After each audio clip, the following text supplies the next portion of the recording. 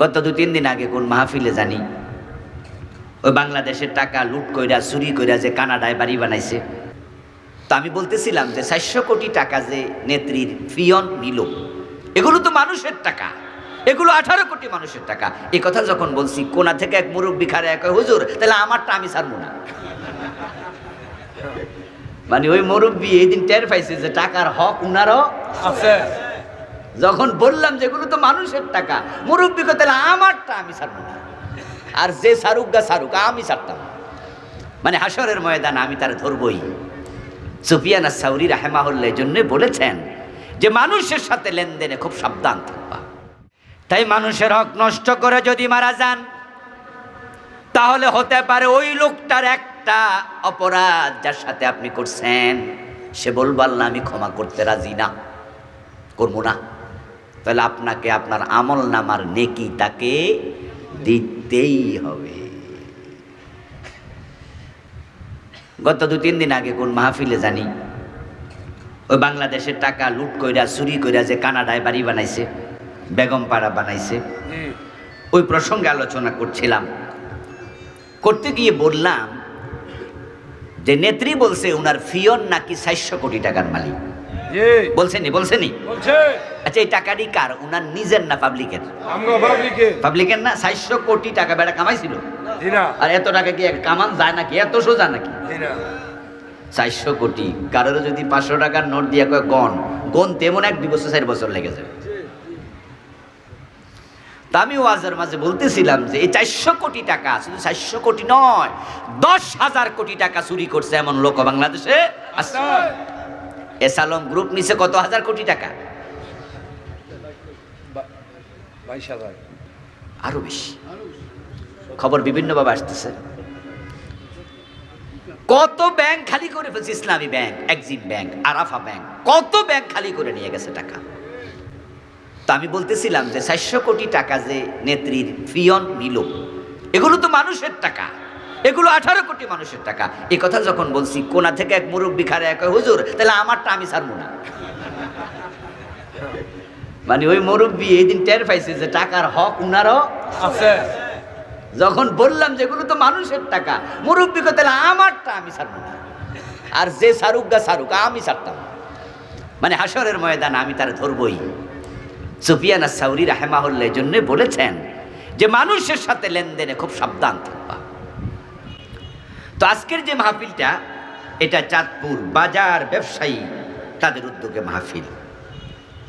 মানুষ যখন ব্যবসায়ীদের কাছে যায় তখনই মূলত লেনদেনটা বেশি হয়। ঠিক, লেনা দেনা, আদান প্রদান, লেন দেন। আমার বন্ধু, আমরা এখানে যারা আছি আমরা সবাই কম বেশি ব্যবসায়ী। জীবনে কোনোদিন কিছু বিক্রি করেন নাই এমন এখানে কয়জন আছেন?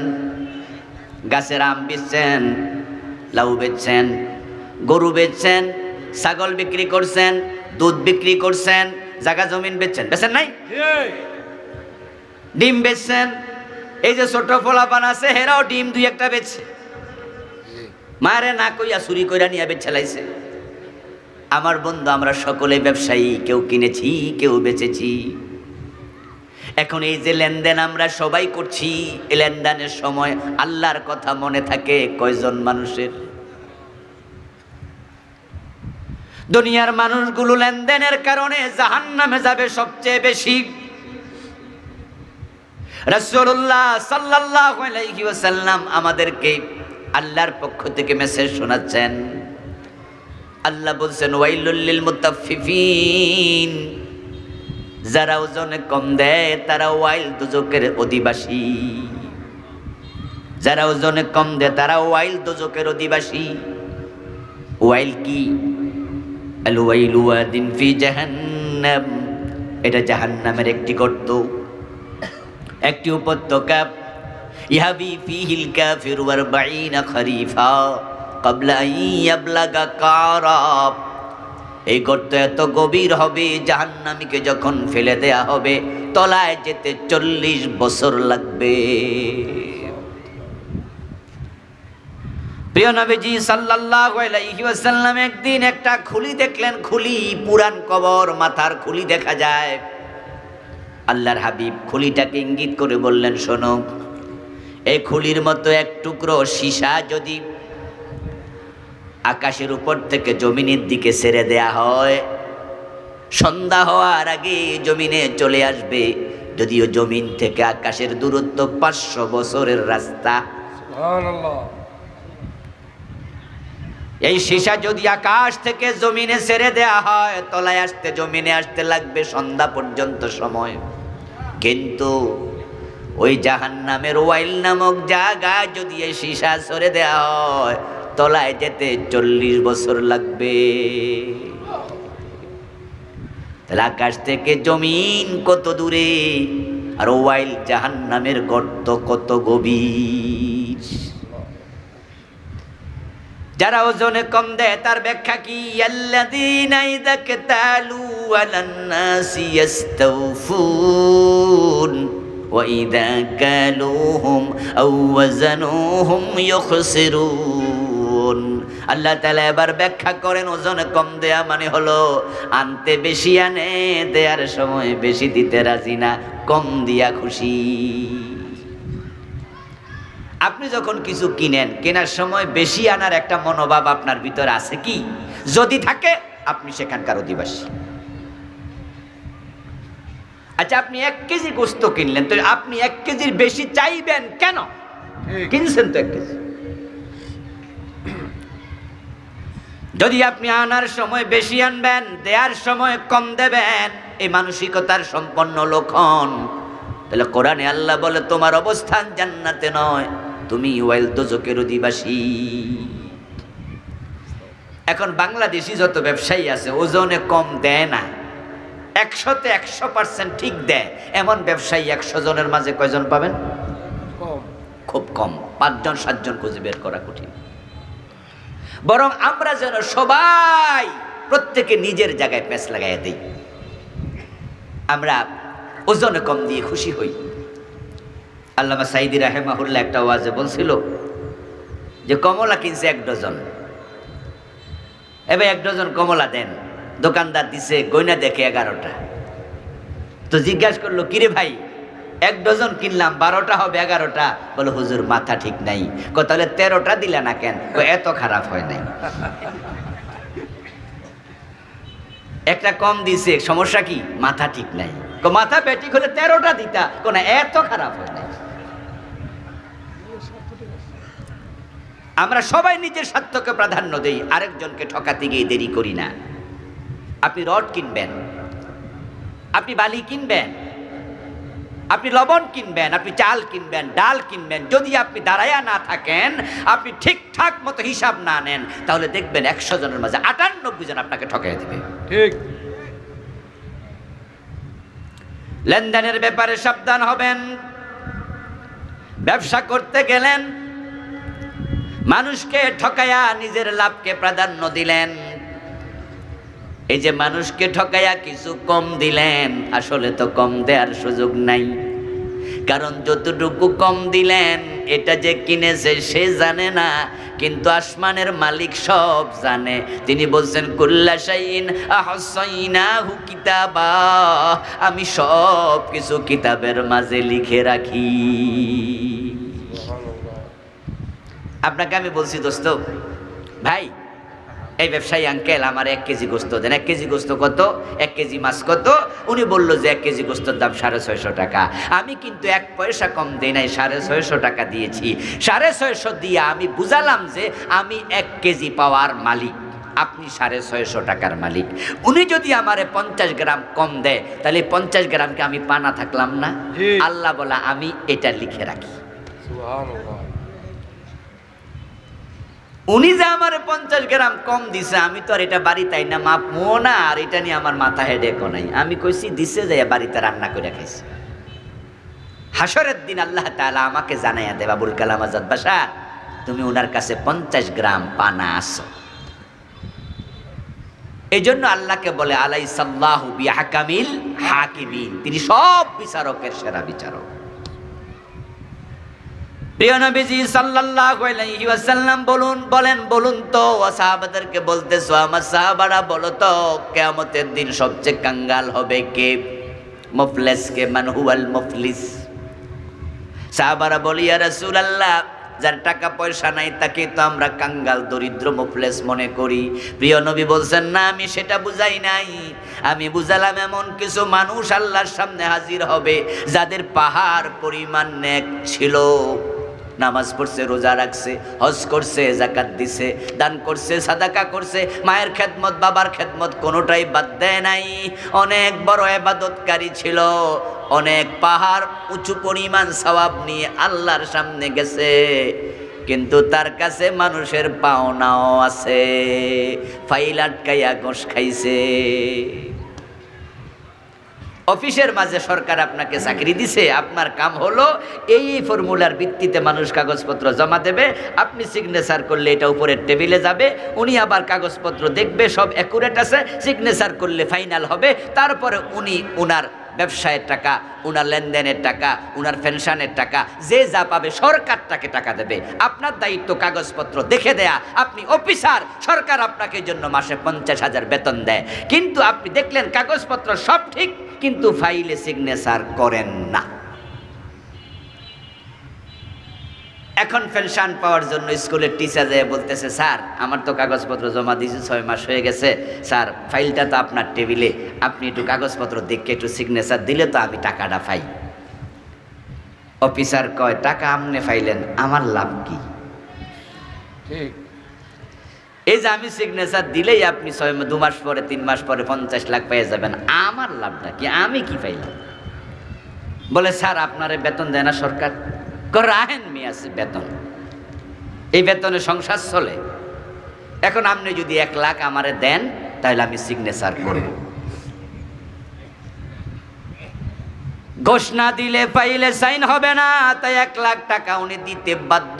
50,000 এবার নেগোসিয়েশন চলছে, স্যার 1 লাখ দেবো না স্যার, 30,000 দেবো, 50,000 দেবো। এবার তিনি সাইন করে দিলেন। আপনাদের কাছে আমি প্রশ্ন করতে চাই, এই 50,000 যে উনি নিলেন, এটা কি উনার কামাইয়ের টাকা না উনার পেনশনের টাকা? পেনশনের টাকা। তো পেনশনের টাকা উনার, খাইলাম যে আমি। উনি কি শখে দিছে না বাধ্য হইয়া? বাধ্যটা কে করছে? আমি করছি, আমার কাছে ফাইল। আপনি কি আমার ভয় দেখাবেন?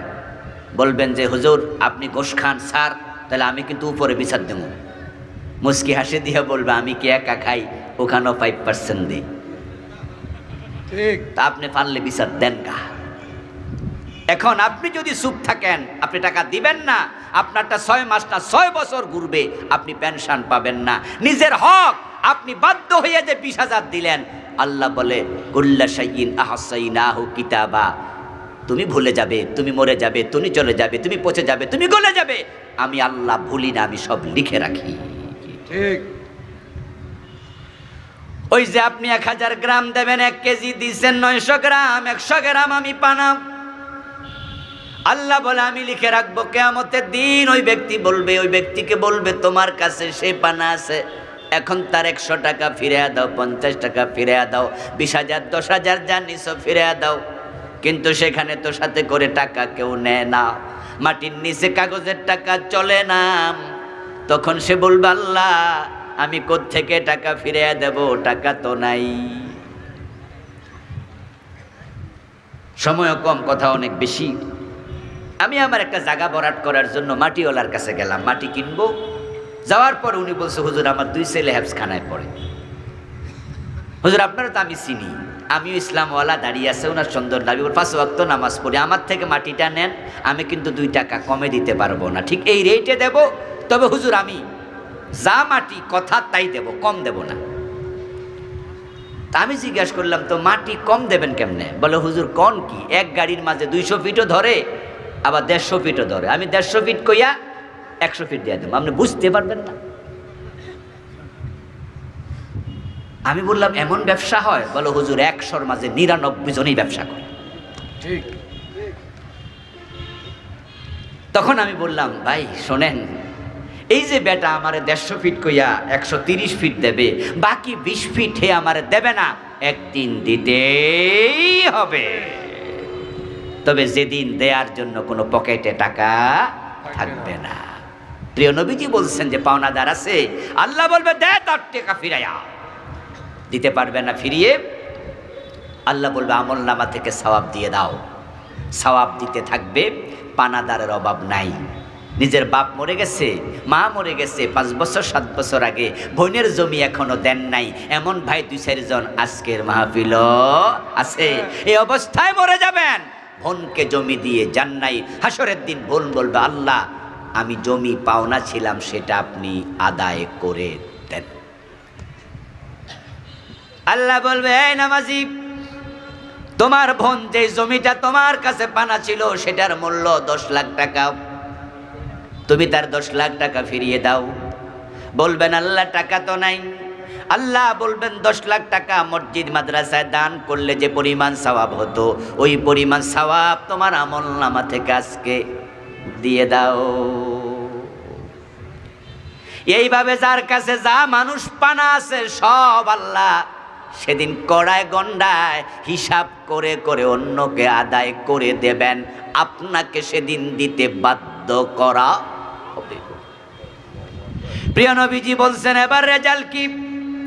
এক পর্যায়ে গিয়ে দেখা গেল তার পাহাড় পরিমাণ সওয়াব পাবলিকে নিয়ে গেছে, কিন্তু পাওনাদার এখনো লাইনে আছে।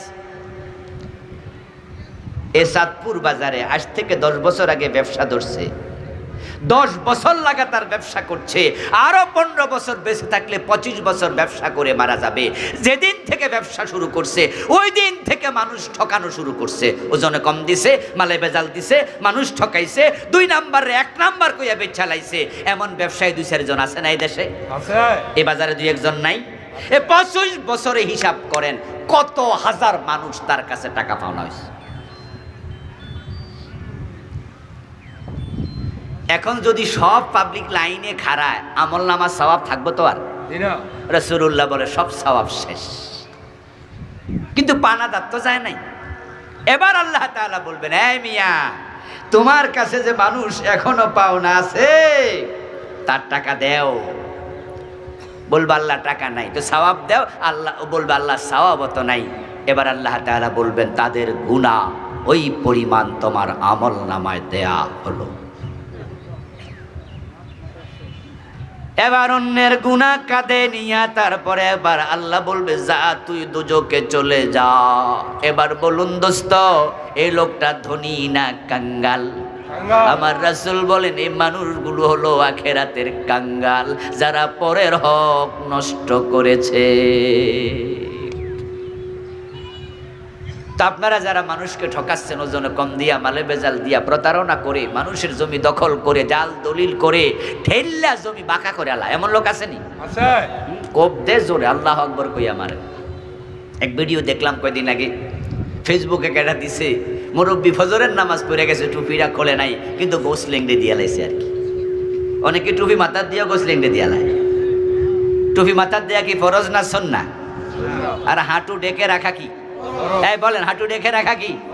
সতর ডাকা কি? গুরুত্ব এটার বেশি না নিচেরটার বেশি? এটা মাথায় ঠিকই আছে, নিচেরটা নাই। ইসলামের ব্যাপারে কনসেপ্টই ক্লিয়ার না। ওই চাচারে দেখলাম, চাচা সকালবেলায় আল্লাহু আকবার কইয়া কোপ মারতাছে, খেতের আইল বাঁকা করে লেতেছে, জমি বড় করছে। আমার দোস্ত, আপনি যে মানুষ ঠকালেন, আপনার মুআমালার কারণে রাসূলুল্লাহর উম্মতের মাঝে আপনি নাই। ধোঁকা প্রতারণার কারণে রাসূলুল্লাহ সাল্লাল্লাহু আলাইহি ওয়াসাল্লাম একদিন বাজারের মাঝে ঢুকলেন, ঢুকে দেখেন এক ব্যক্তি স্তূপ আকারে খাবার বিক্রি করছে। খাদ্যের স্তূপের ভিতরে রাসূলুল্লাহ হাত ঢুকাইয়া দিলেন। হতে পারে সেটা গমের স্তূপ, হতে পারে জব, হতে পারে চাল, হতে পারে ধান বা ভিন্ন কিছু। আল্লাহর হাবিব ভিতরে হাত ঢুকাইয়া দেখেন ভিজা ভিজা লাগে। রাসূলুল্লাহ এক মুষ্টি খাবার সেখান থেকে বের করলেন, বের করে বললেন মাহাজা, এগুলো ভিজা কেন, এটা কি? ওই বিক্রেতা জবাব দেয়া সাবাতুল মা সাবাতুস সামা, ইয়া রাসূলুল্লাহ রাতে বৃষ্টি হয়েছিল, বৃষ্টির কারণে খাবারগুলো ভিজে গেছে, আমার কোনো দোষ নাই। আল্লাহর হাবিব বললেন যদি বৃষ্টিতে ভিজে যায় তাহলে খাবারগুলো উপরে দিলা না কেন? এই ভিজা খাবার নিচে কেন? তুমি উপরে দিয়া মানুষকে বুঝাচ্ছ ভালো, অথচ ভিতরে আছে মন্দ। মনে রাখো, মান গাশশা ফালাইসা মিন্না, যারা মানুষকে ধোঁকা দেয় তারা আমার উম্মত থাকে না। আচ্ছা, রাসূলুল্লাহর উম্মত না থাকলে উম্মত আর কার হবেন? সামনে কোনো নবী আইব আর? তো তাহলে আপনি তো উম্মতের কাতারেই নাই। মানুষকে ধোঁকা দেয়া আমাদের অভ্যাস হয়ে গিয়েছে। আমি জানি না কাপাসিয়ার এই অঞ্চলে গাই গরু বাজারে বিক্রি করতে নিলে ওলান ফুলায় কিনা? ফুলায়? তাহলে বাংলাদেশের মনে সব জায়গাতেই এটা ঢুকেছে। আমাদের কুমিল্লা আমি দেখি, ছোটকালে দেখতাম বাজারে বিক্রি করতে যেতাম, আবার কিনতে যেতাম। গাই গরুর বাচ্চারে দুধ খাওয়ায় না 2 দিন 3 দিন, পানি টানি মাঠটার খাওয়াইয়া রাখে, আর ওলানে দুধ জমতে দেয়। ওলান এরকম মোটা হয়ে যায়, তখন বিক্রি করে। ক্রেতা মনে করে অনেক দুধ, আসলে কি অনেক দুধ? প্রথম দিন বেশি পায়, পরের দিন কম। এই যে আপনি ধোঁকা দিলেন, রাসূলকে আমার উম্মত না। চাঁদপুর বাজার আসরের নামাজ পড়ে, বাজারের পাশে বাড়ি। চাচি কইছে চাচারে যাওয়ার সময় যে বাজারে যাচ্ছ? বলে হ্যাঁ। আচ্ছা, বাজারে যাওয়ার সময় তাহলে লাউটা একটু নিয়ে যাও, বাচ্চারা তো অনেক দিন ধরে খায় না আর তরকারি, লাউটা নষ্ট হবে, এটা বিক্রি করে অন্য কোনো নিয়ে আস। অন্য কিছু কেনার জন্য লাউটা বাজারে আনছে। অজু টুজু করে সুন্দর করে আসরের নামাজ পড়ার নিয়তে বাইর হয়েছে। লাউটাও বেচলাম, আসরের নামাজও বাজারের মসজিদে পড়লাম। গাছ থেকে লাউটা ছিঁড়ে হাতে নিল, হাতে নিয়ে দেখে পেট বরাবর পোকে খাওয়ার ছিদ্র। লাউয়ের মাঝে মাঝে মাঝে পোকে ধরে না? একটু হালকা পোকে খাইছে, কিন্তু ছিদ্রটা বোঝা যায় না তেমন, তবে ছিদ্র ওনার চোখে পড়ছে। এখন এই নামাজি চাচা লাউটা বাজারে বিক্রি করতে এনে মাটির মাঝে রেখে যখন রাস্তার পাশে দাঁড়ায় আছে অন্য বিক্রেতাদের সাথে, তখন কি লাউয়ের ছিদ্রটা উপরের দিকে দেয় না নিচের দিকে দেয়? কেন? ক্রেতা যেন না দেখে, টের না পায়। এটা আমাদের মানসিকতা। আত্মসমালোচনা করেন, বিষয়টাকে হালকাভাবে নেবেন না। এই যে আপনি তার ছিদ্রটা উপরে না দিয়া নিচে দিলেন, উদ্দেশ্য কিন্তু ভালো না। উদ্দেশ্য হলো যেন ক্রেতা বুঝতে না পারে। আর আপনি মনে মনে বলতেছেন, আল্লাহ তাড়াতাড়ি বেচালাই, তাড়াতাড়ি বেচালাই। কিনতে আসলে কেউ বলে চাচা লাউ কত? বলে যা দেন দেন, তাড়াতাড়ি নেন। আর মনে মনে ভাবে যেন ছিদ্রের দিকে নজর না যায়। ও বেটা কিনে তাড়াতাড়ি টাকা দিয়ে চলে গেল, আর আপনি দৌড়াইয়া মসজিদে গিয়ে ঢুকলেন। আল্লাহু আকবার, ইয়্যাকা না'বুদু ওয়া ইয়্যাকা নাস্তাঈন। আল্লাহ, আমি তোমার গোলামি করি। আল্লাহ কয়, বাটফার, তুই আমার গোলাম হলে এই কাজ করতি না। قال رسول الله صلى الله عليه وسلم من باع عيبا ولم يبينه لم يزل في مقت الله ولم تزل الملائكة تلعنه। প্রিয় নবীজি মুহাম্মদ সাল্লাল্লাহু আলাইহি ওয়াসাল্লাম বলতেছেন, যখন কোনো দোষী জিনিস কোনো মানুষ বিক্রি করে, দোষী জিনিস বিক্রি করার সময় যদি দোষটা না দেখায়া দেয়, যখন বিক্রি করে তখন থেকে তার উপর আল্লাহর গজব পড়তে শুরু হয়। লাম ইয়াজাল ফি মাকতিল্লাহ। এজন্য ইমাম আবু হানিফা রাহিমাহুল্লাহর একটি বিখ্যাত ওয়াজ আপনারা শুনেছেন যে কাপড়ে দোষ ছিল। উনি কর্মচারীরে বলেছিলেন যে এটা দেখাইয়া বিক্রি করিও। কর্মচারী দেখাইতে মনে নাই, কর্মচারী ভুলে গেছে। ইমাম আবু হানিফা রাহমাতুল্লাহি আলাইহি রাতের বেলা এসে যখন বললেন হিসাব দাও, হিসাব বরাবর, ইমাম আবু হানিফা বললেন হিসাব তো বরাবর হওয়ার কথা না। কাপড়ে সেই গাইটে না ত্রুটিপূর্ণ কাপড় ছিল, ওইটা তো সমান দামে বিক্রি হওয়ার কথা না, কিছু টাকা তো কম হওয়ার কথা। কর্মচারী বলে, হুজুর আমি তো ক্রেতাকে এটা বলতে মনে নাই। ইমাম আবু হানিফা রাহমাতুল্লাহি আলাইহি ওই দিন যা বিক্রি হয়েছিল সব টাকা আল্লাহর পথে সাদাকা করে দিয়েছেন। বলেছেন যে কোন টাকাটা ওই টাকা আমি তো জানি না, যা আজকে টাকা নিলামই না, সব সাদাকা। আমার দোস্ত, আপনি আমি ব্যবসা করার সময় মিথ্যার আশ্রয় নেই, এবং বাংলাদেশে নাকি মিথ্যা না বললে ব্যবসা হয় না। এর জন্য দেখবেন যে আমাদের মিথ্যা এবং আমাদের ধোঁকা প্রবঞ্চনা মানুষের আত্মবিশ্বাস এত নষ্ট করছে। এখন মধু বিক্রি করতে হলে মধুর গায়ে খাঁটি মধু লিখতেই হয়, লিখতে হয় না? আচ্ছা, সরিষার তেলের গায়ে খাঁটি সরিষার তেল লেখা আছে কিনা? আচ্ছা, কেন সরিষা কি আবার অখাঁটি হয়? আচ্ছা, মৌসাকি কি মধু 2 নাম্বার হইতে পারে? মৌমাছি কি কোনো জায়গা থেকে 2 নাম্বার কিছু আনে? এই না কেন এমনটা হচ্ছে? দুধ পর্যন্ত লেখা লাগে খাঁটি দুধ, কারণ আমরা মধুর মাঝে ভেজাল মিশাইছি, আমরা সরিষার তেলে ভেজাল মিশিয়েছি। সয়াবিন সরিষা একসাথে মিশাইয়া পুরা সরিষার তেল কই বিক্রি করছে। ঠিক আপনি বলবেন হুজুর যদি সয়াবিন মিক্স করে তাহলে ঝাঁজ কমে যাবে। ও ভাই, ঝাঁজের জন্য কি মরিচের গুঁড়া আছে না? আছে। ওটা মিশাই দেবো। দুধে পানি মিশানো আমাদের অভ্যাস হয়ে গেছে। আমরা যারা ঢাকা শহরে থাকি, গ্রাম থেকে আমি দুধ কিনে নেই, কিছু করার নাই। শ্বশুরবাড়ি বলে রাখি, এখান দিয়ে আপনাদের এদিকে আসলে বন্ধু বান্ধবকে বলি যে আমার জন্য 10 কেজি দুধ রেখে দিও, কারণ ঢাকা শহরে এমন ঘটনাও ঘটে যে দুধের মাঝে চিংড়ি মাছ পাওয়া যায়। কারণ আসার সময় যে বুড়িগঙ্গা থেকে পানি মিক্স করছে, তো চিংড়ি মাছটা ডুববই। এক হুজুরের ওয়াজে শুনলাম চিংড়ি মাছ লাভ দিছে, আর তখন ক্রেতা জিজ্ঞাসা করে কিরে ভাই দুধের মাঝে চিংড়ি মাছ? কয় গরু মনে হয় কচুরি পানা খাইছিল, ও যে পানি মিশাইছে এটা কয় না, গরুর দোষ দেয়। গরু কচুরি বানা খাইছে, চিংড়ি মাছ পেটে গেছে, পেটেতে ওলান দিয়ে বাইরেছে, আমার কোনো দোষ নাই। মিথ্যা বলতে বলতে অবস্থা এত খারাপ। দুধ 2 নাম্বার, তারপরে খাঁটি লেখো কেন? চুপ থাকো, কমপক্ষে চুপ থাকো, চুপ থাকো না ভাই। না না, লিখে রাখছে খাঁটি গরুর দুধ পাওয়া যায়। তো ছেলে বাবারে বলতেছে বাবা এমনি দুধে পানি মিশাও, এটা গুনাহ। আবার বলতেছে মিথ্যা, খাঁটি গরুর দুধ পাওয়া যায়, এটা না লিখলে হয় না, যারা নেবে তারা নেক না। বাবা ছেলের ধমক দিয়া কয় তুই চুপ থাক, বুদ্ধি কি আমার চেয়ে তোর বেশি? আমি তো খাঁটি দুধ লিখি না, লিখেছি খাঁটি গরু। গরু তো খাঁটি, খাঁটি গরুর দুধ পাওয়া যায়, খাঁটি দুধ পাওয়া যায় লিখি নাই তো। বাহ, কত চালাক, মানুষকে ঠকাইয়া নিজে চালাক। আল্লাহকে সব আমি লিখে রাখি, যতটুকু ঠকাই সব অতটুকু তোমাকে আদায় করতেই হবে। قال النبي صلى الله عليه وسلم من أخذ شبرا من الأرض ظلما فإن الله سيطبقه يوم القيامة من 7 أرضين। জোর করে 1 বিঘত জমিন দখল করেছেন, এটা 7 গুণ বড় করে আল্লাহ গলায় ঝুলাইয়া দেবে। বেচার সময় কম, দলিলে আছে বেশি, দলিলে আছে এখানে 5 শতক জমি, মাপার পরে দেখা যায় 4 শতক, কিন্তু হে গো ধরে বইছে না, দলিলে যা আছে তাই নিতে। কেন রে ভাই, আপনি এমনটা কেন করছেন? ফিজিক্যাল যা আছে আপনার চেয়ে বেশি বেচার অধিকারই না। ঠিক শোনেন, এই যে আপনারা এগুলো করছেন, আমরা করছি, এই জন্য আল্লাহর হিসাব কিন্তু একবারে নিরেট হবে হাসরের দিন। দুনিয়ার যত ব্যবসায়ী লেনদেনকারী আছে, আপনি আমি, কেউ ছোট ব্যবসায়ী, কেউ বড় ব্যবসায়ী, কেউ এক সাময়িক ব্যবসায়ী, কেউ কন্টিনিউ ব্যবসায়ী। আমি না বলেছি ডিম আপনি বিক্রি করছেন, আপনিও ব্যবসায়ী, দুধ বেচেন, আপনিও ব্যবসায়ী।